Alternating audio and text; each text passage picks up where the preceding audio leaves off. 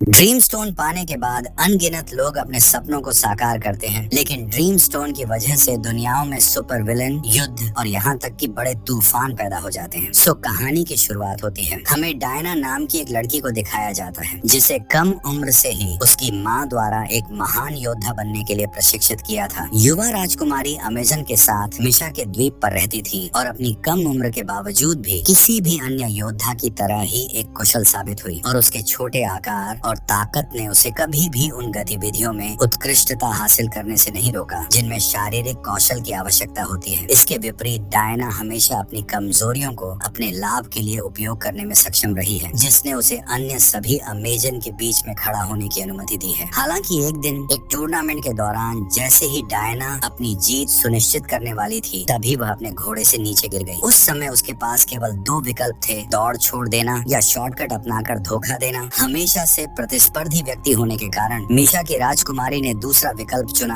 और अपने घोड़े पर वापस चढ़ने में कामयाब रही और डायना प्रतियोगिता जीतने ही वाली थी। उसी वक्त एंटीपोप ने उसे अंतिम चरण में जाने से रोक दिया, क्योंकि उसने पाया कि डायना ने धोखा दिया है। अपनी असफलता से निराश होकर डायना रोने लगती है, लेकिन उसकी माँ उसका साथ देती है, जो कहती है कि एक दिन डायना भी एरिया की तरह एक महान किंवदंती बनेगी। फिर सीन 1984 में शिफ्ट होता है, जहाँ डायना धरती पर मनुष्यों के बीच रह रही होती है और उसने अपना जीवन मनुष्यों को बचाने के लिए समर्पित कर दिया है। एक दिन अपराधियों का एक समूह मॉल में एक प्राचीन वस्तुओं की दुकान पर डकैती करता है और भागने की कोशिश करते हैं। हालांकि जब उन्हें पता चलता है कि वह चारों ओर घिरे हुए हैं, तो चोरों में से एक ने एक लड़की को पकड़ लिया और उसे ढाल बनाने का फैसला किया और वह आदमी लड़की को दूसरी मंजिल से फेंकने ही वाला होता है। तभी वंडर वुमन प्रकट होती है और बच्ची को बचा लेती है। फिर वह अपराधी को गिरफ्तार करने के लिए लैसो ऑफ ट्रूथ का इस्तेमाल करती है और गिरोह के बाकी सदस्यों को पकड़ लेती है। सभी लुटेरों को पकड़ने के बाद डायना उन्हें पुलिस के हवाले कर देती है और वहाँ से चली जाती है, क्योंकि उसकी पहचान अभी भी मनुष्यों के लिए एक रहस्य है, जबकि हर कोई ये सोच रहा है कि वह महिला कौन है और वह कहाँ से आई है। डायना अपनी जिंदगी में स्टीव ट्रेवर के विनाश से उबरने की कोशिश करती है। वह एकमात्र आदमी है जिसे उसने कभी प्यार किया था। अगले दिन जब वह उस कंपनी में पहुँचती है जहाँ वह काम करती है, तभी डायना की मुलाकात एक प्रतिभाशाली वैज्ञानिक बारबरा मानोरा से होती है, जिसे अपने नए सहयोगियों के साथ मिलना मुश्किल लगता है। उस दोपहर जब बारबरा कुछ प्राचीन कलाकृतियों की जांच कर रही थी, तभी डायना उसकी मदद करने के लिए आती है, क्योंकि उसके सहयोगी को हाल ही में काम पर रखा गया है। उस पल उसे एक प्राचीन टुकड़ा मिलता है जो किसी भी विश को पूरा करने का वादा करता है, और भले ही वह मानती है कि यह सिट्रीन पत्थर सिर्फ एक नकली है, जिसे देख डायना अपने प्रिय को वापस पाने की इच्छा जाहिर करती है। और डायना बारबरा को दोपहर के भोजन के लिए आमंत्रित करती है, क्योंकि उसने देखा कि उसे मेलजोल में रहना बहुत मुश्किल लगता है और वह अकेला महसूस कर रही है। रेस्टोरेंट में पहुंचने पर दोनों महिलाएं अपने पिछले समय के बारे में बात करती हैं। फिर डायना बताती है कि वह एक पायलट से प्यार करती थी, लेकिन वह कुछ साल पहले मर गया था। उस रात जब वह काम से घर लौट रही होती है, तो बारबरा को एक शराबी आदमी ने घेर लिया, जो उसे चूमने की कोशिश करता है और बारबरा मदद के लिए चिल्लाना शुरू कर देती है। तभी अचानक डायना प्रकट होती है और उस आदमी को दूर फेंक देती है। वह फिर बारबरा को यहाँ जाने के लिए कहती है और वैज्ञानिक आश्चर्य करने लगती है कि डायना ने उस आदमी को इतनी आसानी से कैसे नीचे गिरा दिया। फिर बारबरा घर जाने के बजाय वापस कार्यालय पहुंचती है और उस कलाकृति को ले जाती है जो किसी भी इच्छा को पूरा करने में सक्षम होने का वादा करता है, और डायना की तरह मजबूत और प्रभावशाली बनने के लिए कहती है। अगली सुबह बारबरा अपने कार्यालय में जागती है और अपने कपड़े बदलती है, ताकि उसके सहकर्मी ये न देख सकें कि वह कार्यालय में सो गई थी। और जैसे ही वह कमरे से बाहर निकलती है, तो वह कैरोल से टकराती है, जो अपने नए कर्मचारियों को स्मिथसोनियन इंस्टीट्यूट के चीफ श्री मैक्सवेल लॉर्ड की प्रस्तुति करने के लिए कहती है, जो एक प्रमुख तेल व्यवसायी है। हालांकि उससे मिलने पर डायना को लगता है कि इस आदमी के साथ कुछ गड़बड़ है, और शीघ्र ही उसे संदेह होने लगता है कि संग्रहालय को उसने जो दान दिया था वह टीवी पर क्यों दिखाई दे रहा है। जब वह अपने कार्यालय में पहुंचता है, तो मैक्स अपने बेटे से मिलता है और उसे पता चलता है कि उसे पूरा सप्ताहांत एलिस्टेयर की संगति में बिताना होगा। और मैक्स को उसके सबसे बड़े निवेशकों में से एक साइमन से मिलने का अवसर मिलता है, और उसे पता चलता है कि उसके पास अपनी कंपनी में निवेश किए गए धन को वापस करने के लिए केवल 48 घंटे हैं, अन्यथा सभी को पता चल जाएगा कि मैक्स एक धोखेबाज व्यक्ति है। उस दोपहर काम छोड़ने के बाद बारबरा एक दुकान में जाती है, ताकि वह पार्टी में पहनने के लिए पोशाक चुन सके, और वह अपने जीवन में पहली बार अपनी सुंदरता से सभी को आश्चर्यचकित कर देती है। और बारबरा जहाँ भी जाती है उसे नोटिस किया जाता है, और मैक्स उसे प्राइवेट स्थान पर आमंत्रित करता है, क्योंकि वह बारबरा से प्यार करता है। फिर बारबरा उसे अपने रहने वाले कमरे में ले जाने का फैसला करती है, और जब वह उसे चूमने लगती है, तो मैक्स सपनों का पत्थर चुराने का अवसर लेता है और संग्रहालय संग्रहालय पहुंचने पर डायना रहस्यमय आदमी द्वारा आश्चर्यचकित होती है, जो उसे जानने का दावा करता है। पहले तो वह उसे खारिज करने की कोशिश करती है, लेकिन जल्द ही उसे पता चलता है कि वे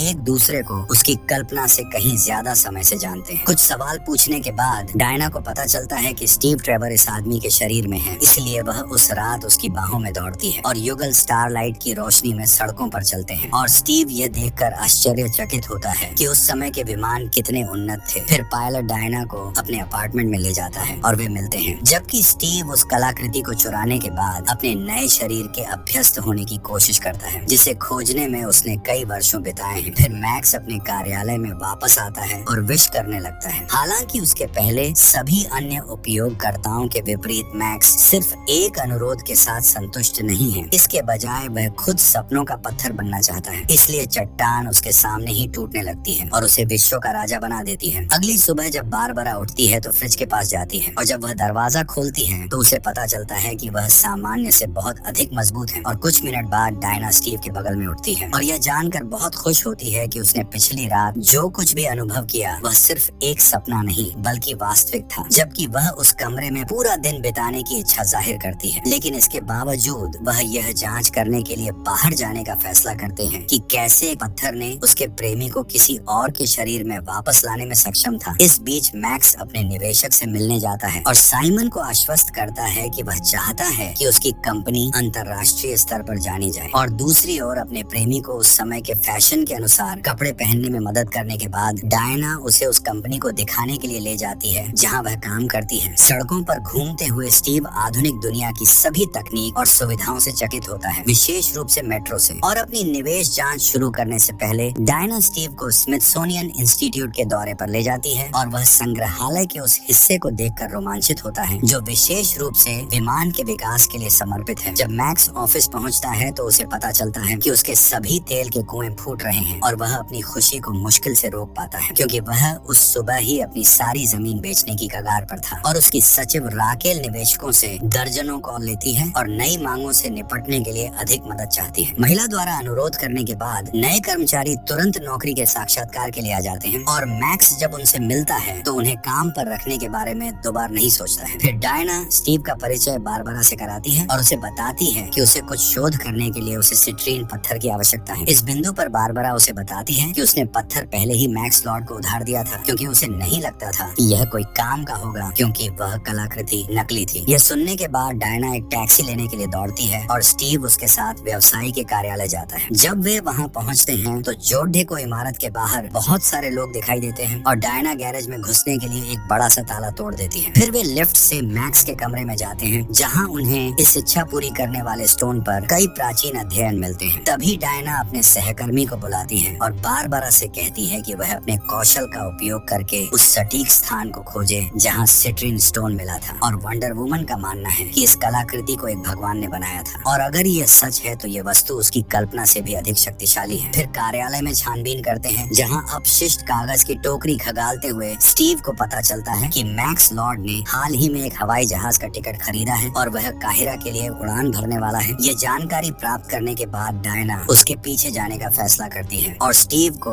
स्मिथसोनियन इंस्टीट्यूट की लैंडिंग स्ट्रिप पर ले जाती है ताकि वह उड़ान भरने के लिए एक विमान चुन सके। जब वह विमान पर चढ़ते हैं तो पायलट ये पता लगाने की कोशिश करता है कि मशीन को कैसे शुरू किया जाए, क्योंकि यह नियंत्रण कक्ष उससे बहुत अलग है जिसका वह उपयोग करता था। हालांकि उसे उस जेट के लिए अभ्यस्त होने में अधिक समय नहीं लगता है और वह जल्दी से उड़ान शुरू करने के लिए टरबाइनों को चालू करने में कामयाब हो जाता है। उसी समय केन और जेक को पता चलता है कि रनवे पर एक विमान है और उन्होंने गार्ड को सतर्क करने के लिए एक सायरन बजाया, जिसके कारण एक सुरक्षा दल ने जेट का पीछा करना शुरू कर दिया। और डायना को पता चलता है कि अगर कुछ नहीं किया गया तो वह और स्टीव दोनों मुश्किल में पड़ जाएंगे। इसलिए उसने एक शक्ति का उपयोग करने का फैसला किया जो उसे सैकड़ों वर्ष पहले अपने पिता से विरासत में मिली थी और उसके पास में भी चीजों को अदृश्य करने की क्षमता थी। हालांकि 50 वर्षों में वह केवल एक बार ऐसा करने में सफल रही थी, इसलिए उसे अपनी शक्ति को फिर से परखने के लिए ध्यान केंद्रित करने की आवश्यकता थी। फिर जब विमान उड़ान भरता है तो डायना उसे अदृश्य बनाने में सफल हो जाती है और विमान रडार से गायब हो जाता है। और 4 जुलाई को अमेरिकी नागरिक संयुक्त राज्य की स्वतंत्रता का जश्न मनाते हैं और स्टीव पहली बार एक सुंदर आतिशबाजी का प्रदर्शन देखकर प्रसन्न होता है और उस समय वह बादलों के ऊपर उड़ने का फैसला करता है ताकि नीचे चमक चमकती रोशनी को देखने का अवसर प्राप्त कर सके और डायना अपने प्रेमी की उड़ान की प्रतिभा की सराहना करती है, क्योंकि वह अभी तक इस कौशल में महारत हासिल नहीं कर पाई है। फिर सिट्रीन स्टोन की उत्पत्ति का पता लगाने के लिए कई घंटों के शोध के बाद बारबरा संस्थान छोड़ देती है और तेज गति से घर वापस आती है, जहाँ रास्ते में वह उसी नशे में धुत आदमी से मिलती है जिसने पिछली रात उसे पकड़ने की कोशिश की थी, और एक बार फिर वह आदमी उसके करीब आने की कोशिश करता है। हालांकि इस बार बारबरा उसे लड़ने के लिए पर्याप्त आत्मविश्वास महसूस करती है और उसे बगल में खड़ी एक ट्रक के सामने फेंक देती है। जब आदमी जमीन पर गिर जाता है तो बारबरा उसकी छाती पर एक लात मारती है और हमलावर को दूर फेंक देती है, और बारबरा अपना बदला लेने पर खुशी महसूस करती है और कहती है कि वह ये पूरी रात कर सकती है। हालांकि जैसे ही बारबरा उस आदमी को खत्म करने वाली होती है, तभी एक बेघर आदमी प्रकट होता है जिसे वह अपना मन बदल लेती है और वह मिस्र पहुंचने के लिए वहां से जाने का फैसला करती है। फिर मैक्स व्यापार के बारे में बात करने के लिए और नायल किंग से मिलता है और उससे पूछता है कि वह रातों रात अपना साम्राज्य कैसे बढ़ाने में कामयाब रहा, लेकिन मैक्स जानता है कि उसका प्रतिद्वंद्वी दिवालिया हो गया था और उसे संदेह है कि उसने उस समय समृद्ध होने के लिए कानूनी साधनों का इस्तेमाल किया था। तभी मैक्स आमिर से पूछता है कि उसकी सबसे गहरी इच्छा क्या है और उसे आश्वासन देता है कि वह इसे पूरा करेगा, लेकिन इसके बदले में वह उसे ऑयल के कुएं मांगता है। जब वह यह सुनता है तो आमिर हंसने लगता है, क्योंकि उसने अभी अभी अपना तेल सूदी को बेचा है और वह जो चाहता था वह उसने पा लिया। लेकिन मैक्स अपने प्रतिद्वंद्वी की पूरी सुरक्षा टीम को ले जाता है और उसे शहर के मध्य में एक महान दीवार के निर्माण की इच्छा के परिणाम का सामना करने के लिए अकेला छोड़ देता है। फिर ठीक उसी समय जब डायना मिस्र की राजधानी पहुंचने वाली होती है, तभी वह मैक्स लॉर्ड को विपरीत दिशा में जा रही एक कार में देखती है और उसके पीछे जाने के लिए टैक्सी चालक की कार को खरीद लेती है, और उन्हें दोनों को खिड़की से देखकर मैक्स अपने सुरक्षा गार्डों को उनसे छुटकारा पाने का आदेश देता है। फिर सैनिक गोलीबारी शुरू कर देते हैं। इस बिंदु पर डायना अपनी पोशाक पहनने और अपने दुश्मनों का अकेले सामना करने का फैसला करती है, क्योंकि वह स्टीव की जान जोखिम में नहीं डालना चाहती थी। इसीलिए एक ट्रक से स्टीयरिंग व्हील को खींचने के बाद वंडर वुमन अपने अगले लक्ष्य तक पहुंचने के लिए वाहन को ढाल के रूप में उपयोग करती है और उन बंदूकधारी से छुटकारा पाने में सफल हो जाती है जो उसे खत्म करने की कोशिश कर रहा थे। हालांकि कुछ ही समय बाद अन्य गार्ड भी पहुंच जाते हैं, जिसे डायना को गोली लग जाती है, इसलिए वह एक वाहन के नीचे छिप जाती है। जब वह अपने बॉयफ्रेंड को खतरे में देखती है तो स्टीव टोप को नष्ट करने के लिए कार को एक टैंक के ऊपर फेंकने से पहले नहीं सोचता। इस बीच अन्य सैनिक अपने हथियारों के साथ वंडर वुमन को मारने की कोशिश करते हैं, लेकिन वह ट्रक को गिराने में कामयाब हो जाती है और मैक्स से बात करने के लिए कार के विंडशील्ड पर कूद जाती है। फिर डायना उसे पत्थर सौंपने के लिए मनाने की कोशिश करती है, लेकिन उसे पता चलता है कि मैक्स ने शॉट से बचने की कोशिश में आर्टिफैक्ट की शक्ति को अपने आप में स्थानांतरित कर लिया है, जिसे वंडर वुमन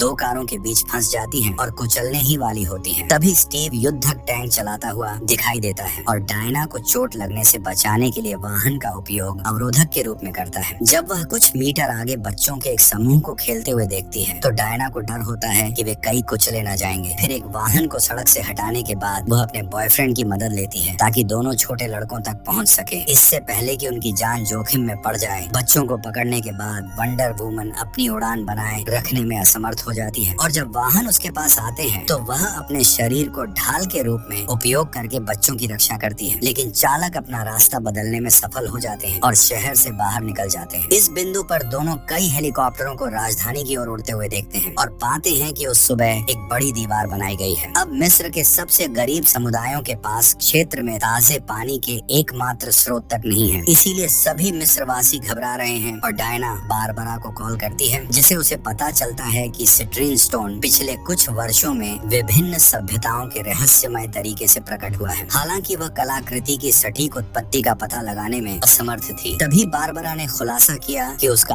आखिरी सुराग एक ऐसे व्यक्ति की ओर इशारा करता है जो अपने शोध में माया जादूगर होने का दावा करता है, और बारबरा ने पाया कि यह व्यक्ति एक घर में बच्चों को पाठ्यक्रम देता है और डायना के साथ पता साझा करती है। अगली सुबह बारबरा इस व्यक्ति से मिलने का फैसला करती है और दूसरी ओर से डायना और स्टीव भी उसे मिलने के लिए आते हैं और जादूगर तीनों एक ही सवाल पूछना शुरू करते हैं और पता लगाते हैं कि सिट्रीन स्टोन ने किसी तरह कुछ महीनों में इतने लोगों को नष्ट कर दिया है। जाहिर तौर पर सभी सभ्यताएं जो इसकी शक्ति का आनंद लेती हैं, वह ढह जाती हैं और उसके लोगों का अस्तित्व समाप्त हो जाता है। और जादूगर का कहना है कि उसमें कुछ बचे लोगों ने पत्थर को दफना दिया ताकि यह फिर कभी न मिले, लेकिन यह योजना उम्मीद के मुताबिक काम नहीं करती और प्राचीन अभिलेखों को पढ़ने पर डायना को पता चलता है कि इच्छा पूरी करने वाला पत्थर को एक दुष्ट राक्षस राक्षस द्वारा बनाया गया है, जिसे राक्षस को डीला एफआर एरो कहा जाता है, जिसे झूठ के देवता के रूप में भी जाना जाता है। सच्चाई यह है कि कलाकृति इच्छाओं को पूरा करती है और बदले में उपयोगकर्ता की सबसे प्यारी चीज को छीन लेती है। इससे हमें पता चलता है कि स्टीव को वापस लाने के बाद डायना कमजोर क्यों हो गई, क्योंकि उसने अपनी शक्तियाँ खोनी शुरू कर दी। पतन को रोकने का एकमात्र तरीका पत्थर को नष्ट करना या वह सब कुछ वापस करना है जो उसने विश किया था। समस्या यह है कि कलाकृति पहले ही नष्ट हो चुकी है, क्योंकि मैक्स ने उसे अपने अंदर ले लिया है। जिसे डायना को पता चलता है कि उसके पास एक कठिन विकल्प है, जो यह है कि मैक्स को समाप्त कर दिया जाता है, जिसे पत्थर द्वारा दी गई सभी इच्छाएं गायब हो जाएंगी, जिसमें स्टीव भी शामिल है। यह सुनकर बारबरा को पता चलता है कि वह फिर से एक आम इंसान बन जाएगी, जिसे कारण वह डायना को यह विचार छोड़ने के लिए कहती है, क्योंकि वह अपनी इच्छा को छोड़ने से इनकार करती है। उस दोपहर मैक्स के ऑफिस में देश के सबसे शक्तिशाली पुरुषों ने द्वारा किया और उन्हें अपनी सबसे बड़ी इच्छा प्रदान की, ताकि वह उनमें से प्रत्येक से बदले में कुछ प्राप्त कर सके। हालांकि जैसे ही वह अनुरोध करते हैं, मैक्स को लगता है कि उसका स्वास्थ्य खराब हो रहा है और वह आश्चर्यचकित होने लगता है कि क्या हो रहा है, क्योंकि उसका शरीर कमजोर पे कमजोर हो रहा है। जबकि मैक्स राष्ट्रपति के साथ बैठक की व्यवस्था करने की कोशिश करता है और डायना अपनी इच्छा को छोड़े बिना पत्थर को नष्ट करने का एक तरीका सोचती है, क्योंकि वह अपने कार्यालय में स्टीव के बिना जीवन की कल्पना नहीं कर सकती है और डायना एरिया का कवच रखती है। मिस्र की सबसे बड़ी योद्धा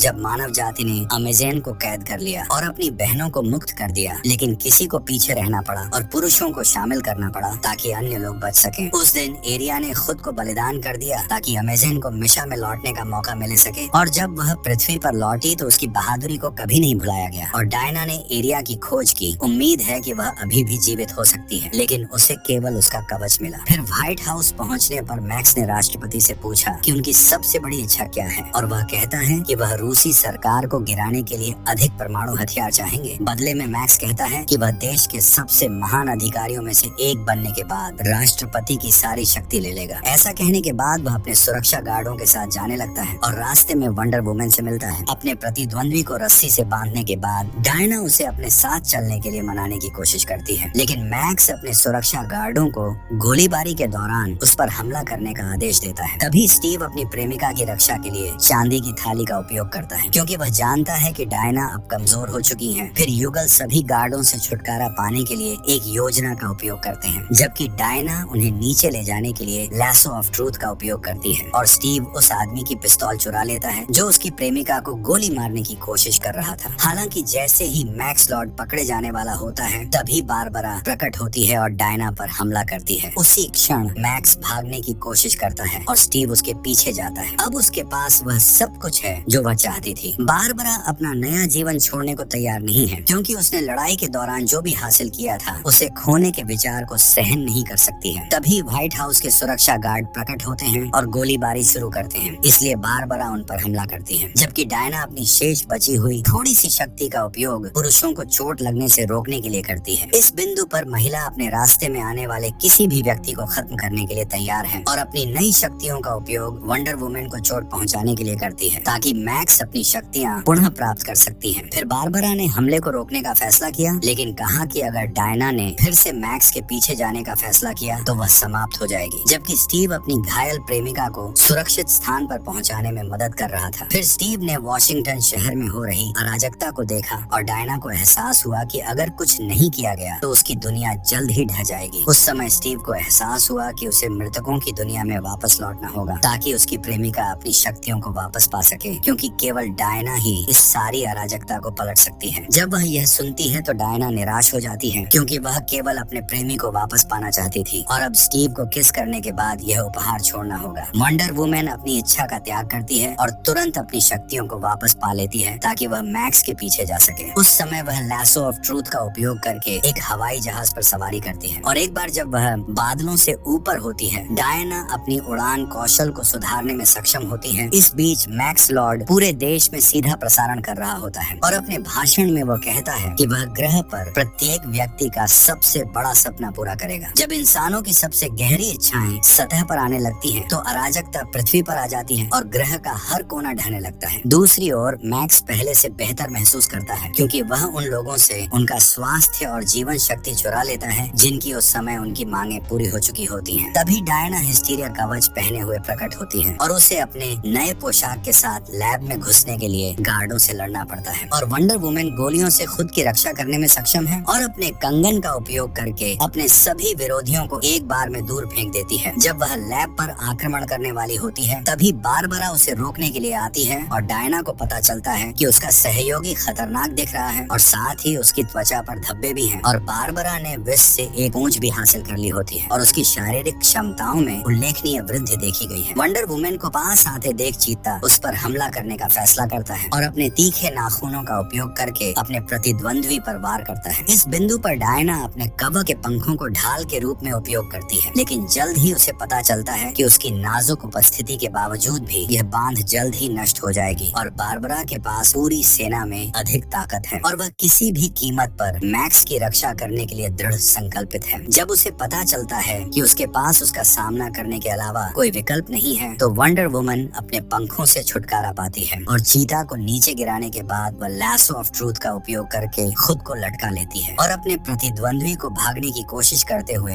देखकर बारबरा तुरंत उसके पीछे जाती है और उसके चारों ओर घूमने और उसे पकड़ने के लिए बिजली के तारों में से एक पर सवार हो जाती है, लेकिन डायना पानी में गिर जाती है और चीता को अपने साथ नीचे गिरा देती है। जब वह देखती है कि बिजली के तारों में से एक झील से टकराने वाला है तभी डायना बारबरा को स्थिर करने के लिए अपनी पूरी ताकत लगाती है और उसे अपनी इच्छा को त्यागने का एक और मौका देती है। हालांकि बारबरा कहता है कि वह ऐसा कभी नहीं करेगी, इसलिए डायना के पास उसे पानी में बिजली का झटका देने के अलावा कोई विकल्प नहीं होता है। ये महसूस करते हुए कि उसका प्रतिद्वंद्वी गंभीर रूप से घायल है तो वंडर वुमन उसे झील से बाहर खींचती है और बारबरा को सतह पर लाती है। फिर वह मैक्स के पास जाती है, लेकिन प्रसारण को बाधित करने के लिए कैमरों को नष्ट करने के बाद वह उसके करीब नहीं आ पाती है, क्योंकि डायना को पता चलता है कि मैक्स के चारों ओर एक बवंडर है और जब उसे पता चलता है कि वह उसे अकेले नहीं हरा पाएगी तो वह दूर हो जाती है और वंडर वुमन अपनी आखिरी चाल चलने का फैसला करती है और लासो ऑफ ट्रूथ का इस्तेमाल कर मैक्स को आने वाली विपत्ति दिखाती है कि दुनिया उसकी इच्छाओं की वजह से बनी है। उस समय मैक्स को एहसास होता है कि उसकी दुनिया नष्ट होने वाली है और उसके बेटे एलिस्टेयर को भी इसके साथ ले जाया जाएगा। लड़के की आंखों में निराशा देखकर मैक्स को एहसास होता है कि उसने कितनी बड़ी गलती की है और उसे बचाने के लिए अपनी इच्छा को तुरंत त्याग देता है, जिससे उसकी सभी इच्छाएं अधूरी रह गईं। एक परमाणु युद्ध से पूरी मानव जाति को नष्ट करने से रोकना आखिरी क्षण में डायना अपनी दुनिया को विनाश से बचाने में कामयाब रही और इच्छाधारी पत्थर द्वारा उत्पन्न अराजकता के चक्र को तोड़ दिया। फिर कुछ मिनट बाद मैक्स एलिस्टेयर से मिलने के लिए दौड़ता है और यह जानकर राहत महसूस करता है कि उसका बेटा जीवित है। जब वह आखिरकार उसे अपनी बाहों में लेने में कामयाब होता है और मैक्स को अपनी बड़ी गलतियों का एहसास होता है और कहता है कि अब उसकी एकमात्र इच्छा यह है कि एक दिन उसका बेटा उसे पर गर्व कर। फिर कुछ महीनों बाद क्रिसमस आ जाता है और डायना यह महसूस करके खुश है कि मानव समाज पूरी तरह से खुद को फिर से स्थापित करने में कामयाब रहा है और बर्फ गिरते हुए देखने के दौरान सड़कों से गुजरती है। तभी अचानक एक आदमी आता है और उसे जल्द ही पता चलता है कि यह आदमी उसके प्रेमी का पूर्व मेजबान है, लेकिन उसे देखकर दुखी होने के बजाय डायना इतने सालों बाद फिर से स्टीव से मिलने के अवसर के लिए आभारी है, भले ही यह केवल कुछ दिनों के लिए था। सो इसी सस्पेंस के साथ ये कहानी यहीं पर समाप्त होती है।